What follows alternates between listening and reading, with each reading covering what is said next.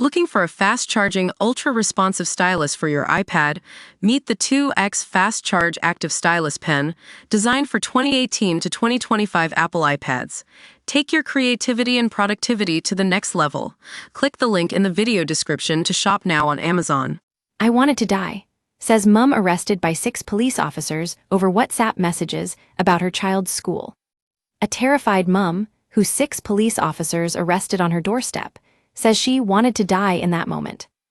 From the chaotic scene unfolding in around her, she instantly thought something tragic had happened to her 9-year-old daughter, and claims that her pleas for reassurance were ignored by cops. Instead, Rosalind Levine and her husband, Maxie Allen, were bundled in a marked car and locked in a cell for 8 hours. Despite the shock that rippled through her body upon hearing she was under arrest at her home in Borehamwood, Hertfordshire, Rosalind was also overcome by pure relief. "Up until that moment, I was convinced Sasha was dead," she told Mail Online. She added, "There was a moment where I honestly thought I wanted to die because I couldn't cope with losing her." They had been complaining in a school WhatsApp group after they claimed they had not been allowed to meet with teachers to discuss their 9-year-old daughter's medical conditions. Their daughter, Sasha, suffers from epilepsy and is neurodivergent. Hertfordshire police conducted a 5-week investigation into their actions before deciding there was no case to answer. The couple told Sky News of their harrowing ordeal after being taken from their homes on suspicion of harassment, malicious communications, and causing a nuisance on school property. Radio producer Maxie described how the large number of police outside his home would have had people thinking they were raiding a terror cell or drug den.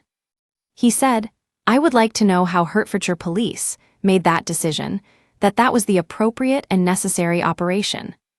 I don't know if we're the first parents to have an experience like this, but I hope we're the last." Maxie told Mail Online, "It was hard to shake off the sense that I was living in a police state," adding that the police questioning conjured up images of Stalinist Russia. Rosalind described the incident as inexplicable, saying she could not understand how police would have made this decision. She added, "We cannot fathom what happened, it doesn't make any sense. We made a few inquiries, we had a bit of banter on a WhatsApp group, and then we were arrested." Rosalind explained she had also believed her 9-year-old Sasha had died when the 6 officers first arrived at her door. Dad Maxie has questioned why the police hadn't dealt with any complaints in a civil manner, instead of detaining the couple in front of their terrified and screaming 3-year-old daughter. A counselor that had been trying to help the couple was also threatened with a police investigation. Hertfordshire County Council member Michelle Vince said the case had raised serious questions over the power for the police to take away democratic rights from elected representatives. Maxie and Rosalind had sent multiple emails to Cowley Primary School in Borehamwood, Hertfordshire, and made disparaging comments on a WhatsApp group for parents, reports The Times. Police had warned Vince to not help the family, saying she risked becoming a suspect herself in their investigations. An email sent to the counselor by a police officer in Hertfordshire said, "I ask that your communication with the school ceases from this point onwards, as you may find yourself liable to being recorded as a suspect in a harassment investigation." Vince had been sending emails to the school on behalf of the parents in regards to issues and complaints over the head teacher's recruitment. The email added, "I can confirm that the vacancy for the position of head teacher is now an active posting, and therefore there is no further reason for any communication from yourself to be had." They shockingly claimed the counselor had no reason to be involved in the matter. In fear of facing the same fate as Maxie and Rosalind, Vince has now set up a home security doorbell system to capture video and audio footage of her front door. She added that she had also now raised the issues with Hertfordshire County Council's legal department.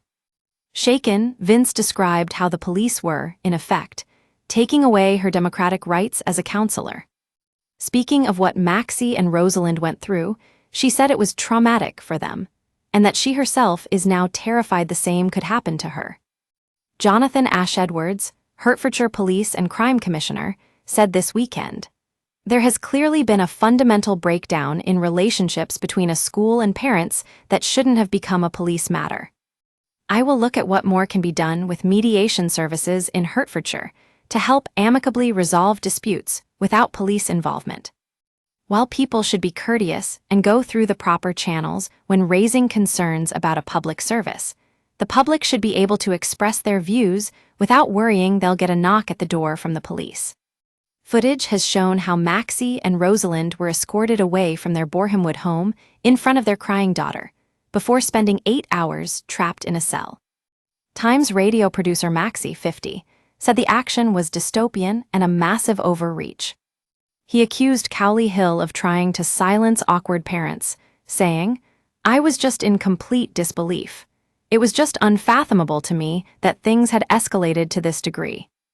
According to the Malicious Communications Act 1988, an offense consists of: the above only applies if the sender's purpose was to cause distress.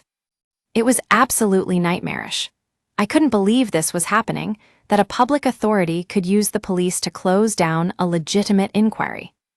We'd never used abusive or threatening language, even in private, and always followed due process. Yet we have never even been told what these communications were that were supposedly criminal, which is completely Kafkaesque. Maxie and Rosalind, 46, were also accused of causing a nuisance on school property. However, they maintain they haven't been to school since last July, and the allegations have never been explained. Former Governor Maxie had questioned why an open recruitment process hadn't begun after the school's headteacher announced he was retiring in May last year. He had hoped a meeting would be held to explain the process. Chair of Governors Jackie Spriggs then reportedly told parents inflammatory and defamatory comments had been made on social media. She also warned action would be taken against anyone causing disharmony. Maxie and Rosalind were subsequently banned from the school's premises after being accused of casting aspersions on MS Spriggs. The couple claim they were then barred from attending a parents' evening for 9-year-old daughter Sasha, and were not allowed to go to her Christmas performance. The schoolgirl has epilepsy, as well as being neurodivergent and registered disabled. Maxie and Rosalind say they sent emails to the school to address their daughter's needs. On January 29, Rosalind was looking after youngest daughter Francesca, 3, when half a dozen officers arrived at the door. She said she feared Sasha was dead and said her toddler was cowering in the corner. She was terrified. Maxie added he believes the school used the cops to close down legitimate inquiries, but doesn't understand why the force played along. The school says it sought advice from the police following a high volume of correspondence, including social media posts, which had upset staff and parents. A spokesman added, "We're always happy for parents to raise concerns, but we do ask that they do this in a suitable way and in line with the school's published complaints procedure." Hertfordshire County Council said Louise Thomas was appointed interim head of the school for 1 term before a full recruitment process was carried out. The force said the officers dispatched to the address were needed to secure electronic devices and care for the children there. A spokesman said, "The arrests were necessary to fully investigate the allegations, as is routine in these types of matters."